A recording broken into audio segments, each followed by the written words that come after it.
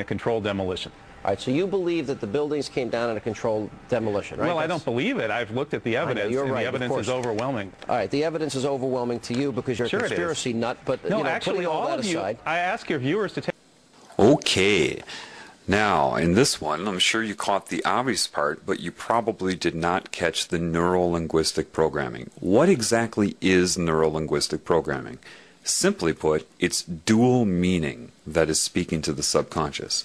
Now, of course, he's shaping public opinion by saying, it's obvious to you because you are a conspiracy nut. Well, remember now, people are very phobic of being called anything that goes against the norm. So if you agree with him, oh, then you're a nut. And people, you know, they can't escape their own ego. So that's used to shape him. What you probably didn't catch is him saying, but, you know, putting that all aside, this is neuro-linguistic programming. Now, pay attention here. You're a conspiracy nut, but putting that all aside, what that is doing is he's directing your subconscious mind and your conscious mind to store that label, that impression of him. Put it aside. Keep that. It's called anchoring. In neuro-linguistic programming, because I've watched a little bit of it. I didn't need to watch it to pick up on how they do this, but it allows you to get some of their terminology down. They call this anchoring. Anchoring a thought, anchoring a concept, anchoring a feeling. Putting all of that aside means put that aside in your mind. He's a conspiracy nut. Do you see how they manipulate you? That's a very good lesson right there in neuro-linguistic programming. All right, the evidence is overwhelming to you because you're a Sure conspiracy nut, but no, you know, actually, putting all that of you, aside. I ask your viewers to take a look at this evidence for themselves. They can go to st911.org. That's all right, Scholars for 9/11 Truth. Take a look. Take a look at the demolitions. I know you think Morgan Reynolds, the former Bush administration official. Okay, that's pretty obvious. You see how he's treating him. Very nonchalant, irritated, bored. And I know you think you're the smartest guy in the world. This is, you know, the typical you're a know-it-all type of comment. If you watch that David Icke video where he goes back on Wogan, he draws attention to the same thing where he said, whoa, that's a cheap shot when he said, you know it all. And the response was accurate. I'm not saying a know-it-all. But people are trained to hate people who, quote, know-it-all. Why? Because they want you to be dumb. That's why in society you have catchphrases that go around that people use like, you think too much, you're too deep, you know it all. These have all become derogatory terms in this new Orwellian society. Haven't you noticed that? His response is petty and childish, but he means to be this way. It does nothing, it addresses nothing. He can't think of anything to say in response to the professor, so he has to take a cheap shot like this. I know you think you're the smartest guy in the world.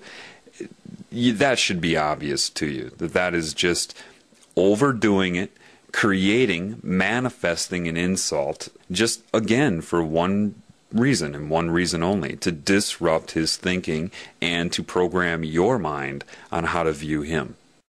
Take a look at the demolitions. I know you think Morgan Reynolds, the former Bush administration official, says that the Bush administration blew the World Trade Center to kingdom come. That's a direct quote from a member of the Bush administration itself. I know. They blew the World Trade Center to kingdom come. The Jews were told to leave. Well, we've heard a lot of these sick, bizarre theories.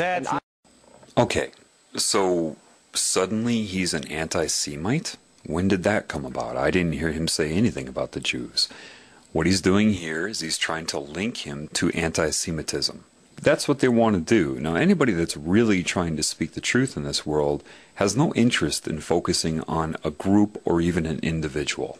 What they try to focus on is the problem in general, outside of any group or individual that may be manifesting the symptoms of the problem. But again, what he's trying to do here is, in your mind, link the professor to being part of a hate group, someone that's going to target a group or an individual and make you link the terms sick and bizarre to the professor. He didn't say anything about the Jewish community. Nothing. So catch that. See how he's trying to link the professor to it.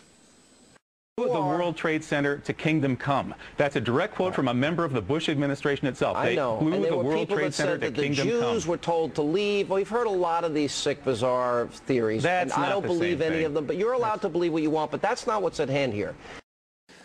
Okay, now another thing, just to make you aware, again, of just how much they're programming your mind. To you, it looks like a man that said that's not the issue at hand here.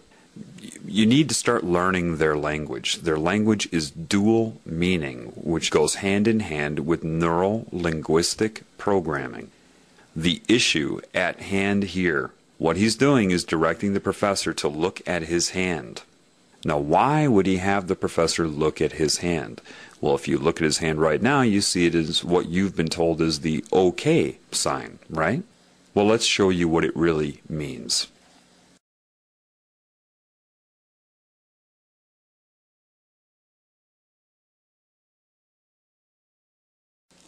The OK symbol, as you see right here, means 666.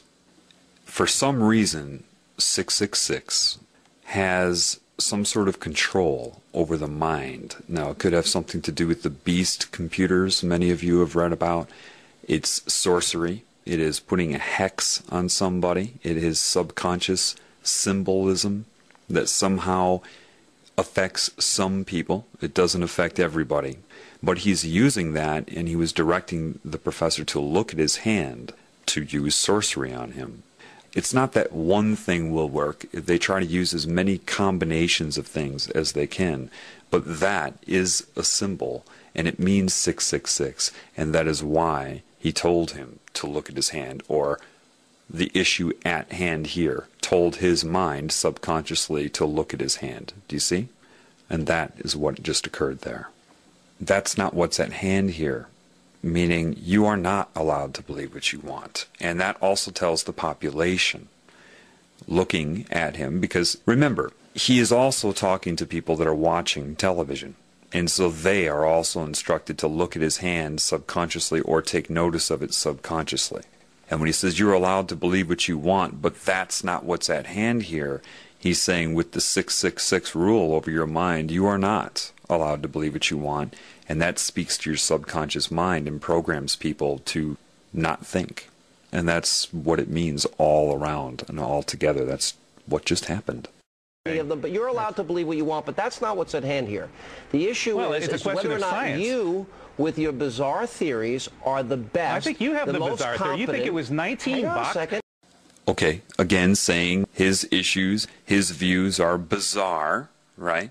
But the reason he puts up his pinky there is because that is the weakest finger, that it would imply a small penis, not a potent man, using that in reference to him, saying that he is impotent, that he is bizarre, that he is weak, and that he is of the pinky. And that's why he chooses, of all fingers and all gestures, to speak about his theories, he puts his pinky up. And these are all subconscious sorcery methods. Again, sorcery is not some guy wearing a magician's hat. Part of sorcery is speaking to and manipulating the conscious mind from the subconscious.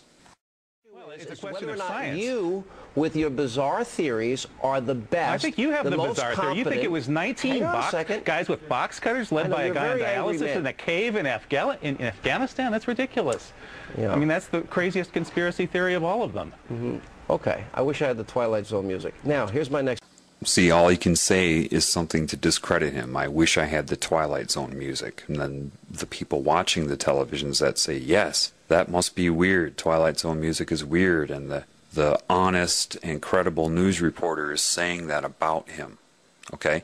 Now you see that all the neuro-linguistic programming is starting to get to the professor. He's starting to screw up his words. He's starting to screw up his concentration. He's mispronouncing. That's because there's a lot of negative energy being focused on him, interrupting his thought process. So you can see how he's starting to screw up his words, but he's still holding, with all of that working against him and being unaware of those techniques, he still holds his own, but you start to see it get to him a little bit. Yeah. I mean, that's the craziest conspiracy theory of all of them. Mm-hmm. Okay, I wish I had the Twilight Zone music. Now, here's my next question. The issue that is at hand here, you're entitled to have your opinion. I don't really care what you believe. But if we're talking about a captive group of students in a class... Again, making a bored face as if he's nothing. He's the pinky. He's lower than low. I really don't care what you believe. But if we're talking